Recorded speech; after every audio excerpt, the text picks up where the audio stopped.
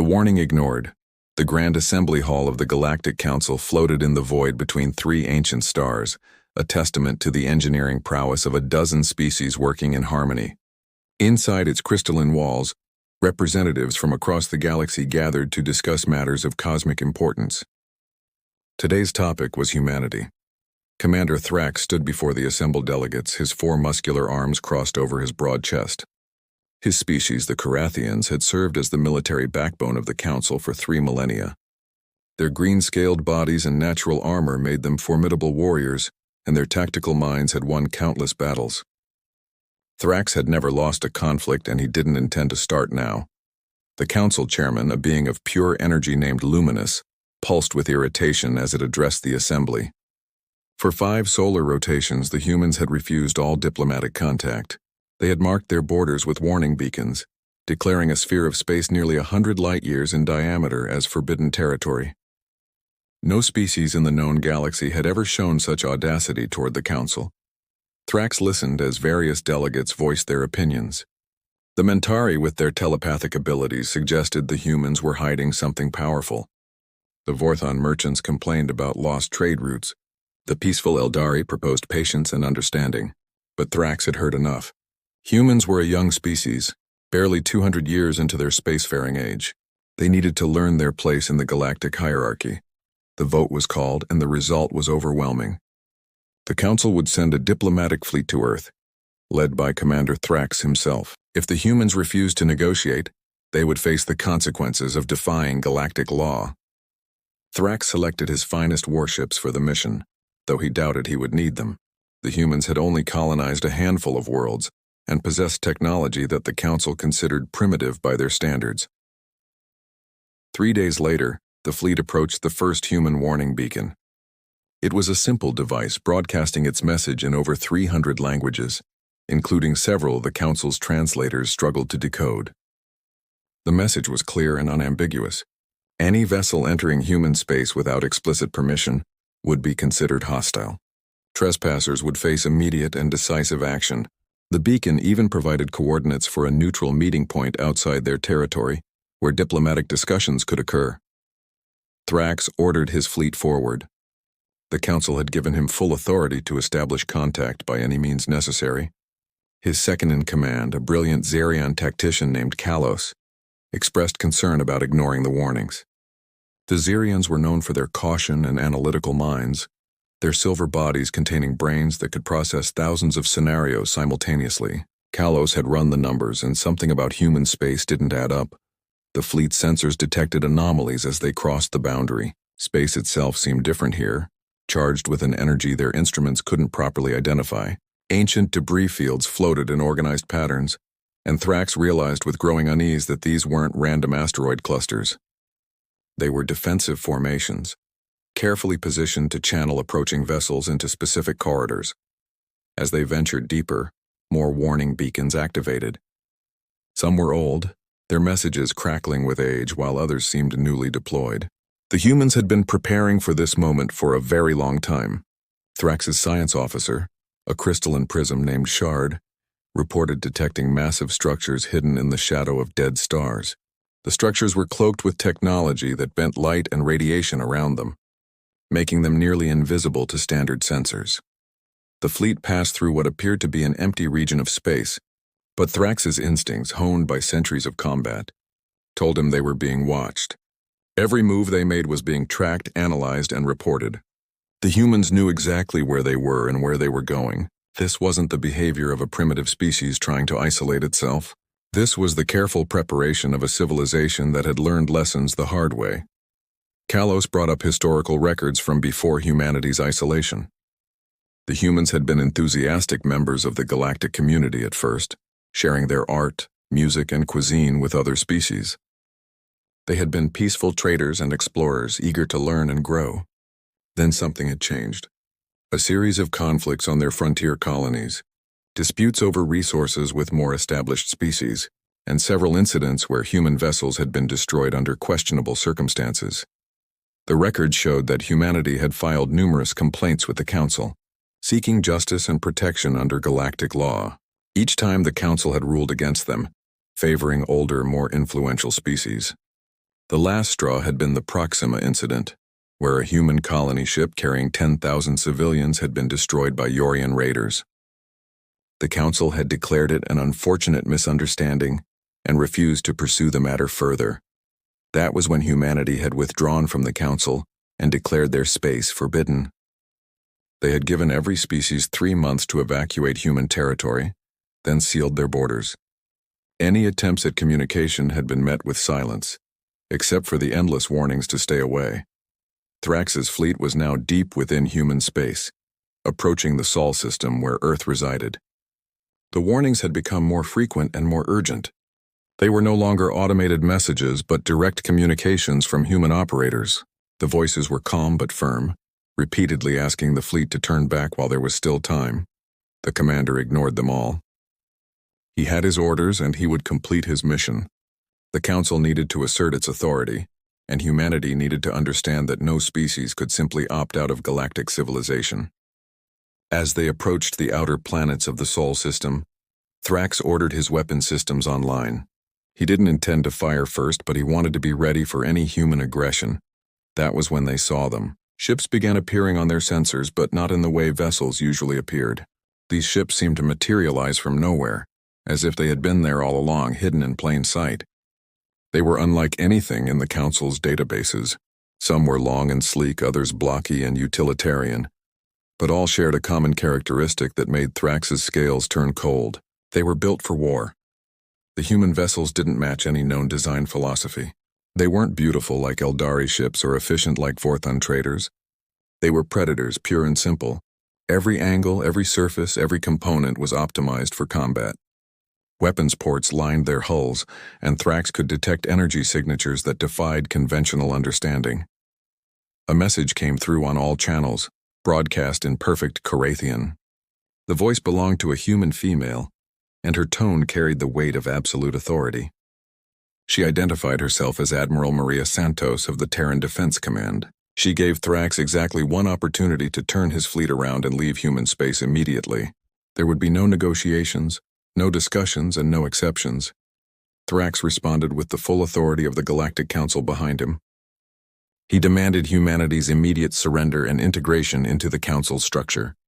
The Admiral's response was swift and shocking. She laughed. It wasn't a laugh of nervousness or fear, but genuine amusement, as if Thrax had told a particularly funny joke. The sensors began screaming warnings as more ships appeared. Dozens became hundreds, hundreds became thousands.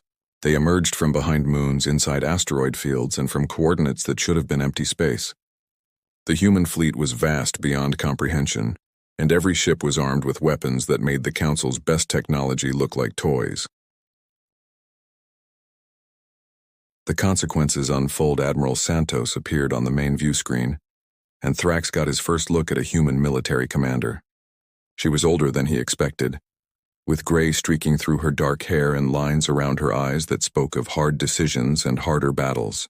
Her uniform was simple and functional, devoid of the elaborate decorations favored by Council military leaders. Behind her, Thrax could see a command center filled with humans working at stations, their movements efficient and coordinated.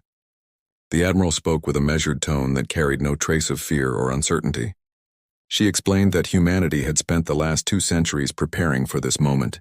They had studied every Council species, analyzed every military doctrine, and developed countermeasures for every known weapon system. But more importantly, they had innovated. While the Council had grown complacent with their technological superiority, humanity had pushed the boundaries of what was possible. Thrax's science officer, Shard, was frantically analyzing the human ships. The readings made no sense according to conventional physics. The power outputs were impossible. The weapon signatures suggested energies that shouldn't exist, and the propulsion systems operated on principles that the Council's best scientists had deemed theoretical at best. The prism's crystalline form flickered with anxiety as it reported that each human vessel generated more power than entire Council battle groups. Admiral Santos continued her explanation. Humanity hadn't isolated itself out of fear or weakness. They had done it to protect others from what they had become. The constant threats, the injustices, and the Council's refusal to protect human lives had awakened something primal in the species. They had remembered what they were before they reached the stars. before they had tried to be peaceful members of a galactic community. They were survivors, warriors and innovators who had clawed their way to the top of their planet's food chain through intelligence and adaptability. The Admiral revealed that the mysterious structures hidden throughout human space were part of a defense network, unlike anything the galaxy had ever seen. Each installation was powered by harvested stellar energy, capable of projecting shields and weapons across entire star systems. The debris fields weren't random but carefully constructed kill zones where any hostile fleet would be torn apart by hidden weapons platforms. Humanity had turned their entire territory into a fortress. Kalos was running tactical simulations, and every scenario ended the same way. The Council fleet would be destroyed within minutes if combat began. The Zirian's silver form trembled as it reported the findings to Thrax. They were outnumbered, outgunned, and surrounded by an enemy that had spent 2 centuries preparing for exactly this situation. The humans hadn't just matched Council technology. They had surpassed it by margins that shouldn't have been possible. Admiral Santos offered Thrax a history lesson. She explained that humanity had encountered something in the deep void during their isolation, something that had changed their understanding of the universe. They had found remnants of an ancient civilization, one that had faced similar challenges and had chosen a different path. This civilization had left behind knowledge and warnings, blueprints for technologies that the Council would consider impossible, and most importantly, a message about the true nature of survival in a hostile universe. The humans had learned that peace through strength was the only lasting peace. They had built their military not to conquer, but to ensure that no one could ever threaten them again. Every human colony was a fortress. Every citizen was trained for defense, and every resource was dedicated to maintaining their independence. They had become what the Council had forced them to become through neglect and injustice. Thrax felt his certainty crumbling as more revelations came to light. The humans hadn't been hiding in fear. They had been building, learning, and evolving. They had developed technologies that merged organic and mechanical systems, created artificial intelligences that worked in perfect harmony with human minds, and discovered energy sources that made fusion power look primitive. They had done all of this while maintaining complete secrecy, using their isolation as a shield while they prepared. The Admiral showed them footage of human colonies, and Thrax was stunned by what he saw. Cities that floated in the atmospheres of gas giants, mining operations in the cores of dead stars, and research stations at the edge of black holes. Humanity had pushed into environments that the Council considered uninhabitable, thriving where others couldn't even survive. They had become something new, something that transcended the limitations that bound other species. But perhaps most shocking was the revelation that humanity wasn't alone in their territory. They had been sheltering refugees from Council space, members of species who had been persecuted, marginalized, or threatened with extinction. These beings had found safety and acceptance in human space, contributing their knowledge and abilities to the collective defense. Humanity had created their own alliance, one based on mutual respect and protection rather than hierarchy and domination. Admiral Santos presented Thrax with a choice. He could turn his fleet around and leave immediately, reporting back to the Council that human space was indeed forbidden and should remain so. Or he could continue his mission and face the consequences. She showed him tactical displays of human weapons that could tear through Council shields like paper, fighters that could phase in and out of dimensional space, and planet-killer weapons that humanity had built, but prayed they would never have to use. The commander of the human forces then revealed one final truth. Humanity didn't want war with the Council. They wanted to be left alone to develop and grow in their own way. They would trade with species who respected their boundaries, share knowledge with those who approached as equals, and defend anyone who sought their protection. But they would never again submit to the Council's authority or allow their people to be treated as second-class citizens of the galaxy. Thrax looked at his bridge crew and saw fear in their eyes. These were veterans of countless campaigns, warriors who had never known defeat, and they were terrified. The humans had demonstrated power beyond anything the Council possessed. But more importantly, they had shown the will to use it. This wasn't a bluff or a diplomatic maneuver. This was a species that had been pushed to its limits and had responded by becoming something unprecedented. The Carathian commander made his decision. He ordered his fleet to power down their weapons and reverse course. As they retreated, Admiral Santos sent one final message. She told Thrax that humanity would be watching and waiting. If the Council wanted to establish peaceful relations, they would need to approach as equals, not conquerors. The age of humanity accepting subordinate status was over. As the Council fleet left human space, Thrax couldn't shake the feeling that the galaxy had fundamentally changed.